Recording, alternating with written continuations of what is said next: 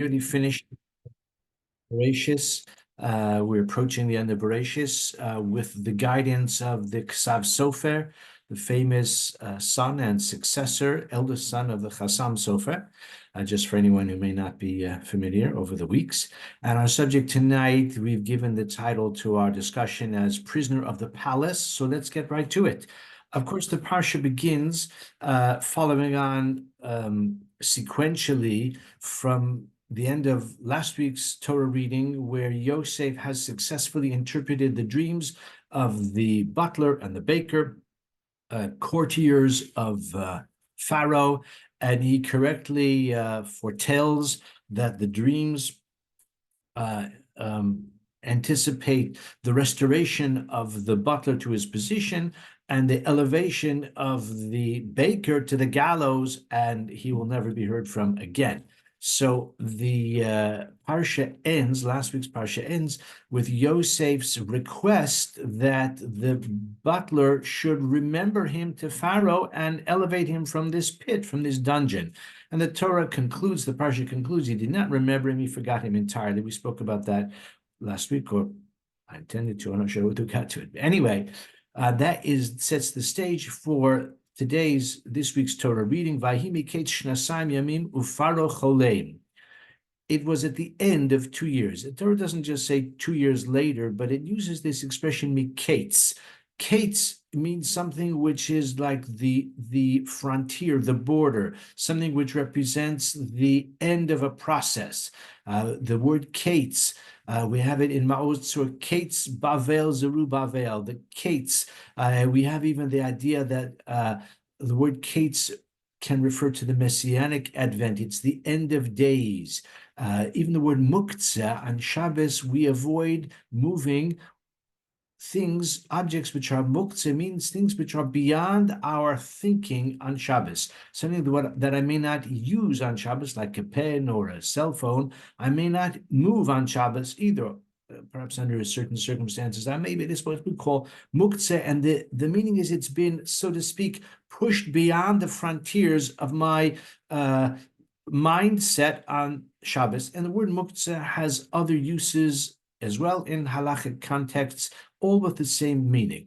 My point in explaining all of this is that this is the hint to the tradition that Rashi records. It's as if the interval of 2 years needed to pass in order to set the stage for Pharaoh's dream, etc. Otherwise, it doesn't really make sense why Pharaoh's dream should be situated within the context of the tenure of Yosef in the dungeon, and therefore this gives rise to Rashi's comment that his tenure, his fate in the dungeon was prolonged by 2 years as a kind of rebuke, as a kind of, you could say, punishment, as a consequence of his putting his faith in the butler. And all of the Mefarshim wonder, did Yosef really do wrong in that regard? So Ksav Sofer begins his analysis we'd like to work with tonight by quoting the Medrash, which says, Kates Sam Lachoshech. It's a pasuk in Eov, a verse in the book of Job, that God has placed an end, he has placed a limitation to the darkness. So the implication is that the darkness of the dungeon finally ran its course, it reached its end. At that very day or night, Pharaoh dreamt, and in the morning he was troubled by the dream. It was 2 dreams, as we know very well, and this was the means, this was the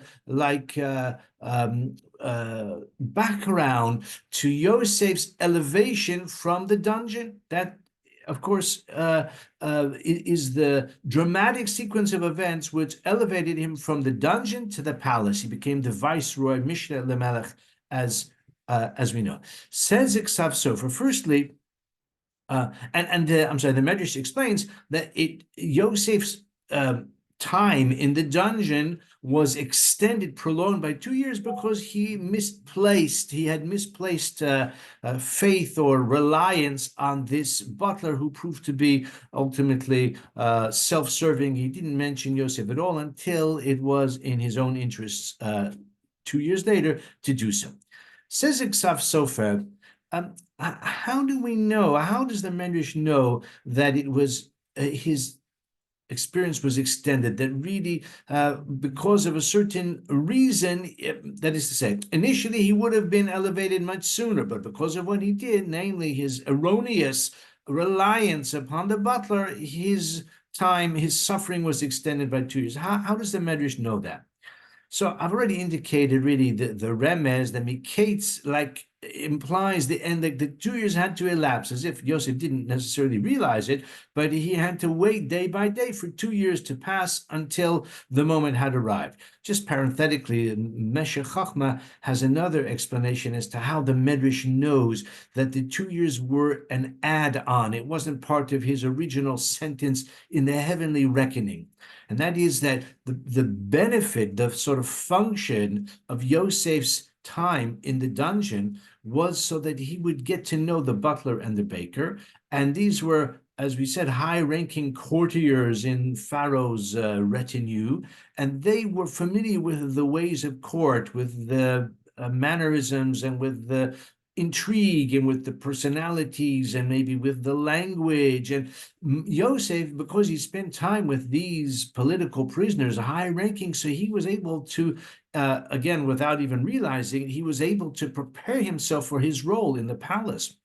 But once they left, once one of them left to the graveyard and the other one left to be restored to his position within the palace, then the reason for Yosef's time in the dungeon was no longer applicable. So that's how the Medrash knows. This is what the Meshech Chochmah says. That's how the Medrash knows that it must have been an extension, because according to the logic, according to the benefit of his sharing the company of these high-ranking courtiers who were close to Pharaoh and familiar with the affairs, the palace intrigue, there was no longer any purpose for him to be in the dungeon, but it was just a punishment. Okay, that is Meshech Chochmah, that's just parenthetically. Says Iksav Sofer, quoting my friend from last year, Rav Moshe Al-Sheikh. He asked basically our question, that how does the Medrash know he stayed for 2 extra years, and what's the basis for it? What was the purpose of staying for 2 more years? And Ksav Sofer answers as follows. Al-Sheikh has a different approach, but Ksav Sofer just mentions that Al-Sheikh poses the question, and Ksav Sofer has a novel approach. It says later on, I'm sorry, I didn't actually indicate where we are. We're just starting at the very beginning of the Parasha. If you're with me in the art scroll, it's on page 222, beginning of Parashas Miketz. But now I'd like to take you forward to Pasuk Tes Zayim. Verse 16, Vaya'an Yosef. So the Torah describes the dreams of Paro and how he tried to find someone among his advisors and his counselors who could interpret it for him. He didn't get any joy from any of them. And then the butler finally said to Pharaoh, well, I can tell you from my experience, it was 2 years ago, but I just remembered there was a Hebrew slave and he interpreted our dreams. So they get him into the palace. Vayomer Paro el Yosef, Pasuk Tes Zayin, Tesvav rather. El Yosef Chalom Chalat Yosef. So I've dreamt a dream and no one can interpret it for me. Vani Shamati Alecha Lemor, and I heard about you saying, to say, meaning the report I heard is, Tishma Chalom, I'm sorry, Shamati Alecha Lemor, Tishma Chalom Liftoro. So you hear a dream and you can interpret it. Now it's interesting. Yosef responds immediately. Vayan Yosef es Paro Lemor. Now is his chance. Now is his opportunity. He's been given a reprieve from the dungeon. They may send him back, or even worse, if he squanders the opportunity. But now is his chance. What does he say to Pharaoh? The first word he says, take a look, biladai. Our scroll renders it very well. That is beyond me. Biladai, Elohim yaneh es shlom Paro. Meaning,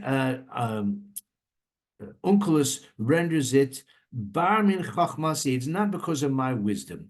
Yosef immediately disavows any talent, any special ability, any special capacity, or maybe clairvoyance that enables him to interpret the dream. Biladai, that's the first thing he says. God will provide, it is God who will respond with Pharaoh's welfare.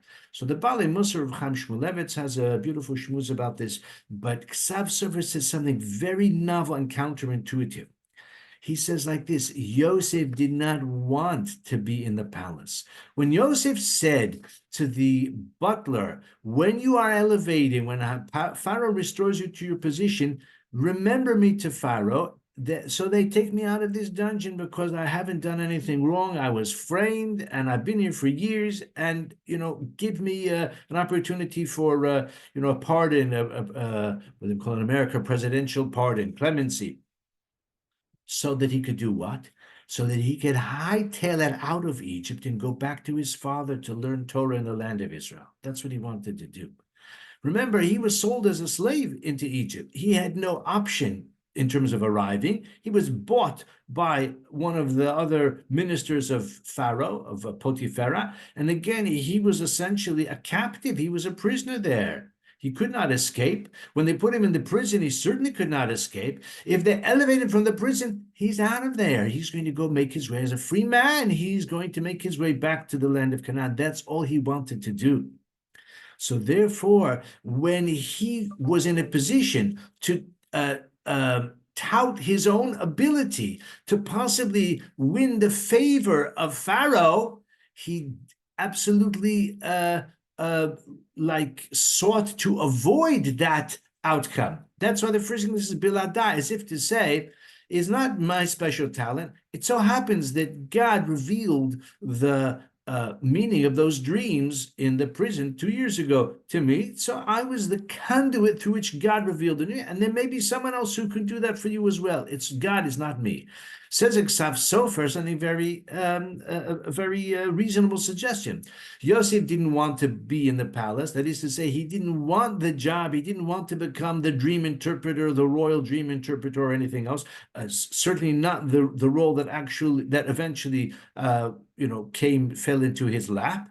And therefore, he said, Biladai, there may be someone else through whom Hashem will respond to the welfare of Pharaoh. It just happened to me that time. This time it can be somebody else. Says Iksav Sofer, that was Yosef's suggestion, looking to deflect the opportunity from himself. He didn't realize that Pharaoh had already asked everyone around him, all of his advisors, all of his counselors, all of his wise men, probably his sorcerers and necromancers and wizards and all of those people. He consulted them as well. He had already gone to the Jungian school of dream interpretation and asked, does anybody have a suggestion for me? So he didn't realize that Pharaoh had already completely exhausted all the possibilities. The suggestions that were put to him were not at all satisfactory or convincing, and therefore Paro was, you could say, at the end of his tether. That's why he turned to Yosef. But says Ksav Sofer, this is why Yosef answered and said, Biladai, it's not me. Yosef was only hoping that the butler would speak to Pharaoh and he would become a free man. But of course, for that he was punished. Says Ksav Sofer, another very interesting idea. This Parsha begins not with the word Miketz. We call it Parshas Miketz, but what is the first word in the Parsha? The first word is Vayihi. Vayihi Miketz, and it happened. Now we have the Gemara in Megillah discusses how the book of Esther, Megillah Esther, begins with the words Vayihi b'mei Achashverosh. The scroll of Ruth begins with Vayihi b'mei Shvot HaShoftim. And we have the word Vayhi in a number of places. The Gemara first suggests Vayhi is always bad news.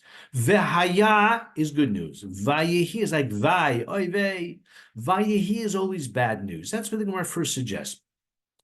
Subsequently, because the Gemara cites a few examples of Vayihi that seem to precede good news, the Gemara backs away from it, and the Gemara says it's only Vayhi b'yemei, which is bad news. So like Vehi b'mei Achashverosh, and the Megillah describes, the events which were not really great for Achashverosh. He knocked off his wife, not great for Vashti, really not very good for anybody in the opening sort of passage of the book of Megillah Esther. Of course, after a while, they become very dire for the Jewish people, and similarly the book of Ruth as well, and other examples where it says Vehi b'mei. But the Gemara initially suggests Vayihi itself is always bad news. And the Gemara gives a few examples of Vayihi, which are good news, and therefore the Gemara concludes it's only when it says Vayhi b'imei that it's bad news. Okay, I hope I've reminded you of that passage in the Gemara, or I've explained it sufficiently for those that are not familiar with it. Ask Sav Sofer, why doesn't the Gemara in Megillah cite our example as a pasuk that begins with the word Vayihi, and it's good news?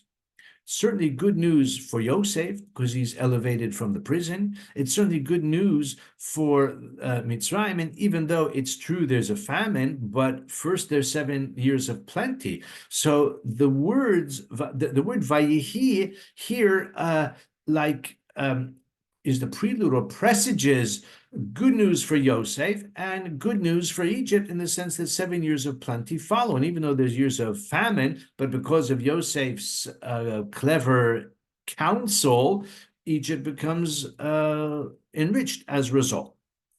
Says Iksav Sofer, it must be that, in fact, our example of Vayihi is not good news at all. Even though we just said that for Yosef, it's certainly good news. He's elevated from the prison. It's not so.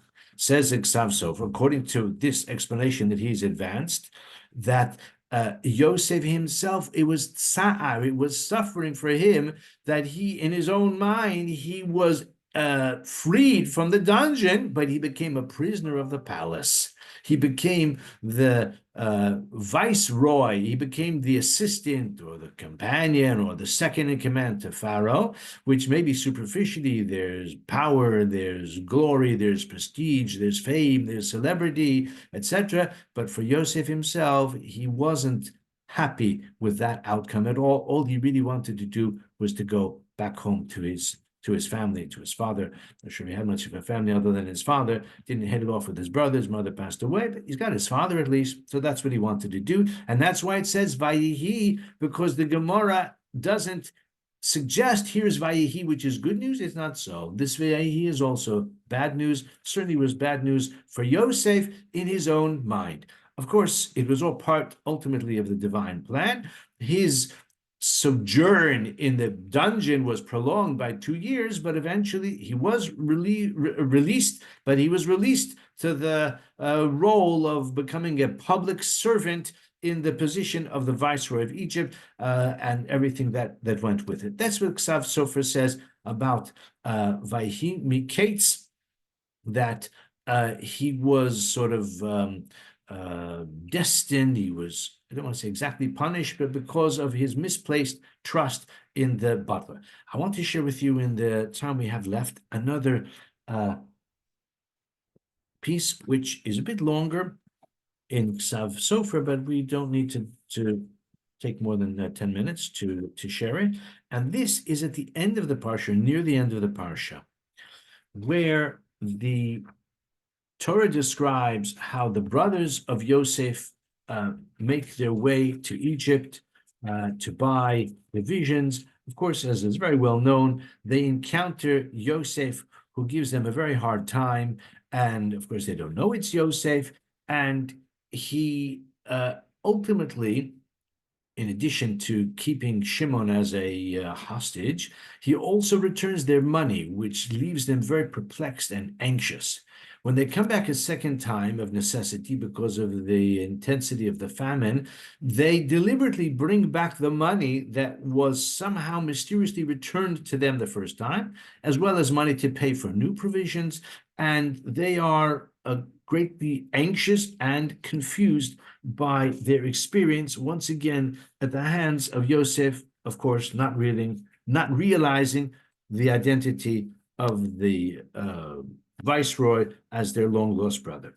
Take a look on page 242, if you're with me with the Stone Chumash and pay on Pasuk Chav Gimel, chapter 43, verse 23. Chav Gimel, Pasuk Perek Mem Gimel, Pasuk Chav Gimel. Vayomer Shalom Lechem Al Tira'u. He says to them, don't worry, I'm sorry, let's go back one pasuk. V'chesed acher horadnu biyadin lishbar ochel. We brought additional money, new money, because the first set of money was mysteriously returned to us. That doesn't belong to us, belongs to you. We brought more money. Lo yadanu misam kaspein b'am tchosin. We don't know who put the money back in our backpacks. We don't know who did it. Vayomer. Now Yosef responds, Shalom lechem, peace unto you. Al tiro, don't be afraid. Elohechem ve'Elohei avichem nasanechem matmon ba'am techosechem. Your God and the God of your fathers has placed a treasure, something hidden, something buried. Matmon is something buried. How's it rendered here? A hidden treasure in your sacks. Ba'am techosechem. Kaspechem ba'elai. The money that you paid me, I've received it. And he brought out Shimon to them. So says Iksav Sofer, there is an ironic order here. He says to them, God must have placed a treasure, hidden treasure in your sacks. The money you gave me has come to me.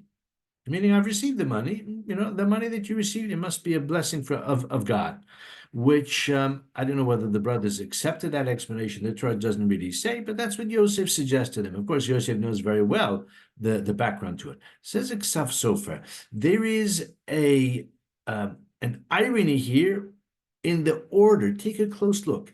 He says to them, God has placed hidden treasure in your sack. Your money has come to me. Shouldn't it have been the opposite order? Shouldn't he have said, your money has come to me, the money that you paid, I received. I've got it. You paid it, I received it. I gave you a receipt or whatever it might be. He confirms receipt of it. The fact that you found money in your sacks, it must be that God gave it to you. Because the main thing is that I've received the money that you paid, because that's what they said at first. We paid you the first time, but later on we found the money had been returned to us. We don't know how it happened. So Yosef should have said, I received the money. If you had extra money, it must be God gave it to you.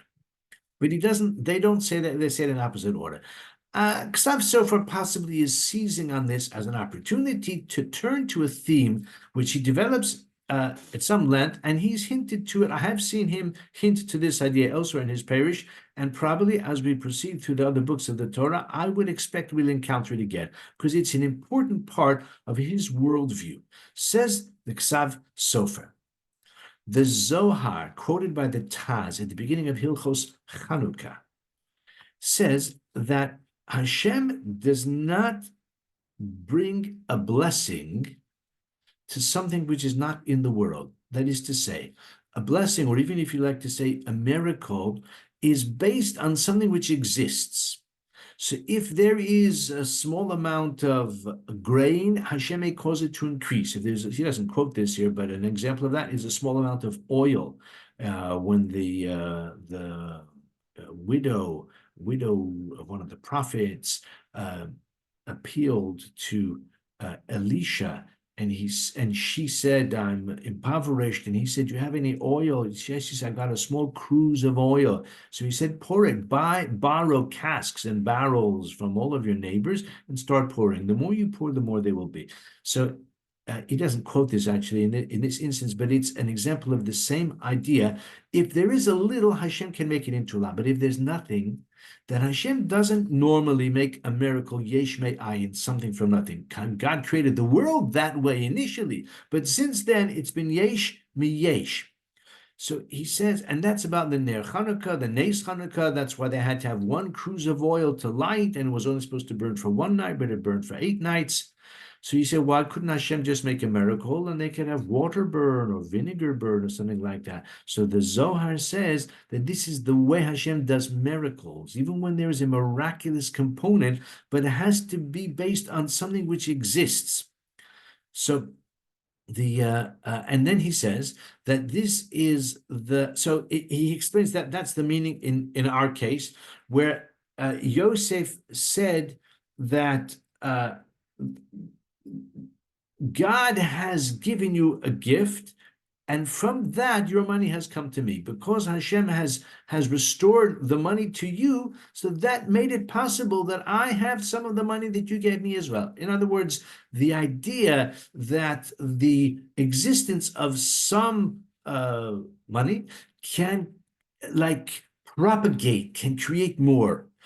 There has to be a base for it. He says, with this we can explain a pasuk which may be familiar to. The pasuk says, it's in Mishlei, lahanchil la'ohavai yesh, to bequeath or to provide for those who love me, yesh. It's a kind of awkward turn of phrase. It's a pasuk in Mishlei, and the Mishnah at the end of Uktzin, which you may not have come across that tractate very much, but it happens to be the last Mishnah in Shas, the last Mishnah in the Talmud, in all of the Mishnah, in all of the 6 orders of the Mishnah. The very last one quotes that pasuk, L'hanchil ohavai yesh, and says Ksav Sofer, v'otzrosai, V'otzrosehem amale, and their storage houses I will fill.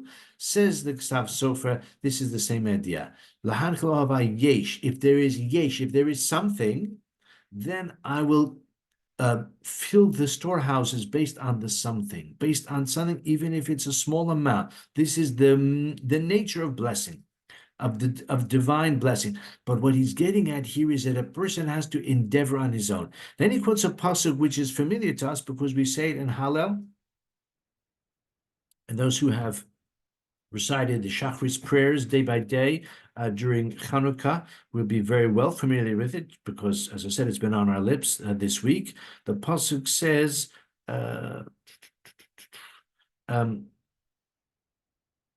Hashem li lo ira maya seli adam. God is with me. Lo ira, I won't be afraid. Maya seli adam. What will man do to me? And the next pasuk says, Va'ani besonai. I will see my enemies. And that's usually understood to mean I will see the downfall of my enemies, or I'll see them off, as we use that expression. That's the simple understanding, because God is by my side, says David HaMelech. But Ksav Sofer says that's not what it means. He suggests a different interpretation. He says, Hashem li lo ira, God is with me, I will not fear, as long as I keep my eyes on my enemies. As long as I am prudent, as long as I stay out of harm's way, then Hashem will protect me. I can see someone has just joined, so I will be very brief in a recap. We're speaking here about a theme that Ksav Sofer develops at some length, and that is the notion that a person cannot rely on divine intervention without his own endeavor, without his own effort. He has to exert himself, and then he can hope or pray or maybe even rely on divine beneficence, on divine favor. But he has Hishtadlut. That's exactly it. It's exactly Hishtadlut. Exactly, Rab. I posted that. Yeah, okay. Yeah. But he quotes that pasuk in Tehillim, which we've been saying every morning in Hallel. He said, Hashem li lo ira, God is with me, I will not be afraid. V'ani ebeson I. As long as I keep my eyes, if I take my eye off the ball, then I can't expect God to protect me. I cannot expect to blunder into the clutches of my mortal enemies and imagine that God will protect me. If I look after myself, if I keep my eyes on the enemy, if I endeavor, if I make every effort to stay out of the clutches of my enemies, then God will protect me. And he says also that this is the Hanukkah story as well, in which, according to the well-known tradition, the Maccabim, the Hashmonaim, took up arms against the Greeks. And they didn't just rely on a kind of miraculous intervention. The miracle came through human agency, through human endeavor. And with this, he explains in a very elegant way the famous passage in the Gemara in Shabbos. I say that it's famous because there's only one limited passage in the Talmud about our festival of Chanukah. The Gemara begins on Shabbos Chav Gimel, my Chanukah, etc. The interesting thing is that the Gemara quotes one of the sages called Rabbi Tanchum, and he mentions a certain teaching, and immediately after that, another teaching. He says that a Chanukah menorah that is lit at a high level, 20 amot high, that's about 10 meters high, is puzzle. It's invalid, because the height means that you won't see it, and therefore it's invalid. The next teaching from the same sage in the same passage in the Talmud, evidently completely unrelated, is from last week's Parasha, that the pit into which they thrust Yosef was empty. V'habor reik ein bo mayim. So Rabbi Tanchum says, the famous explanation quoted by Rashi as well, that there was no water in there, but there were snakes and scorpions, which means that his death was nearly assured, but they didn't notice it. Perhaps they didn't realize it, or maybe they did realize it. Anyway, there's a famous explanation of Torah Temimah, says Ksav Sofer. What's the connection between these two? Superficially, they're both said by the same sage, so they just mentioned back to back. Is there any common feature? He says, yes, there is. He says, in the case of the Ner Hanukkah that's too high, the meaning is this. A miracle, you cannot expect a miracle to come from a place which is beyond human perception, from something which is like hidden, something which is ne'elam, something which is completely hidden. A miracle, as we say, out of the blue, you cannot expect it.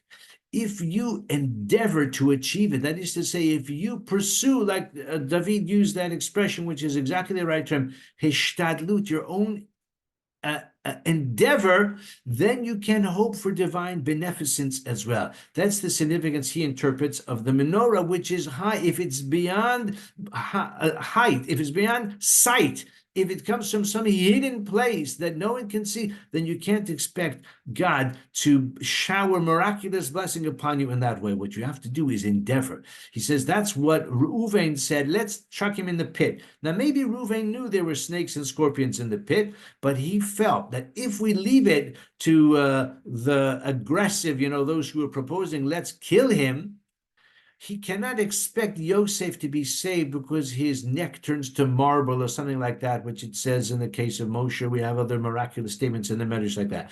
Reuven felt that God may save Yosef in a sort of oblique way if he is thrust into this pit, but he is and there's snakes and scorpions, maybe he'll be fortunate, or his merit will protect him, and he won't perish through the hands, through the means of these venomous creatures.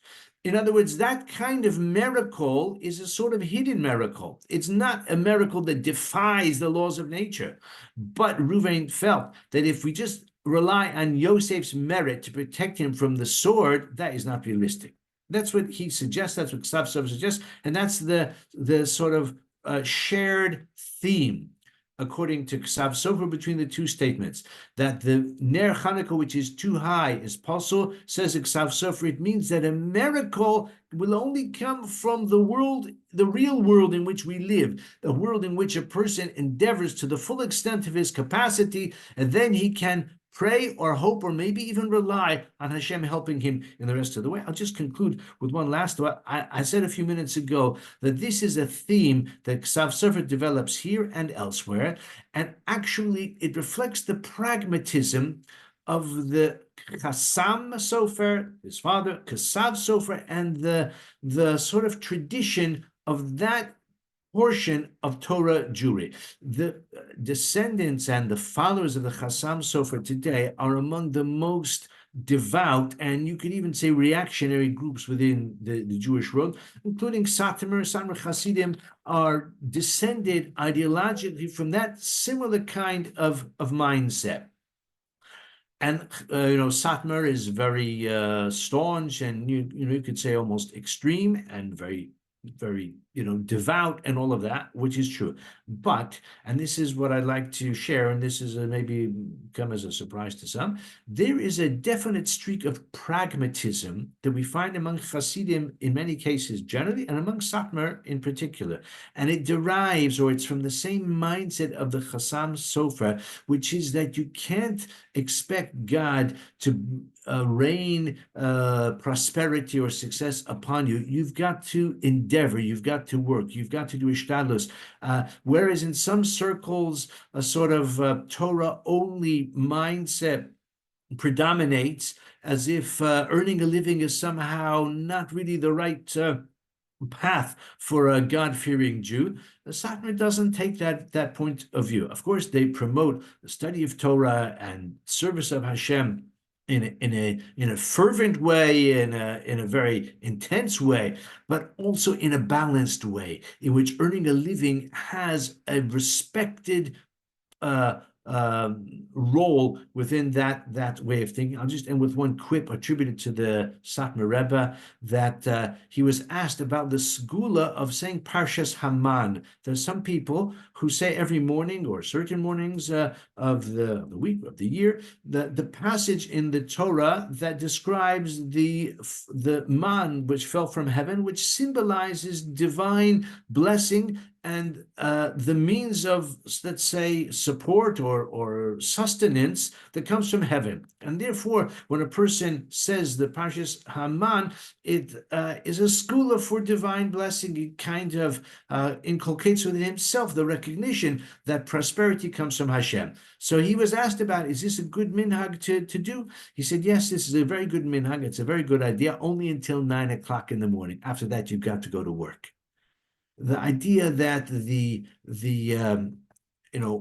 striking a balance between faith in Hashem on the one hand, which is important, which is crucial, but hishtadlus at the same time. And this is what Kasav Sofer says here. So just to review, he says that the response of Yosef when he said that God has given you a blessing, your money has come to me. What he meant to say is to hint, according to Kasav Sofer, to hint to this idea, this principle that divine blessing will result from the efforts of a person's own endeavors. If a person has achieved something on his own through his own hard work, he can hope and pray and maybe even rely that Hashem will bless his endeavors. Maybe not every time, on every occasion, according to his fondest hopes, but through his own endeavor, he's providing the basis for Hashem to bestow blessing upon him. So we've gone over for a few minutes today, but we discussed, I think, two interesting ideas, and certainly the second one is related to Hanukkah, and as tonight is Zos Hanukkah, the crescendo, the finale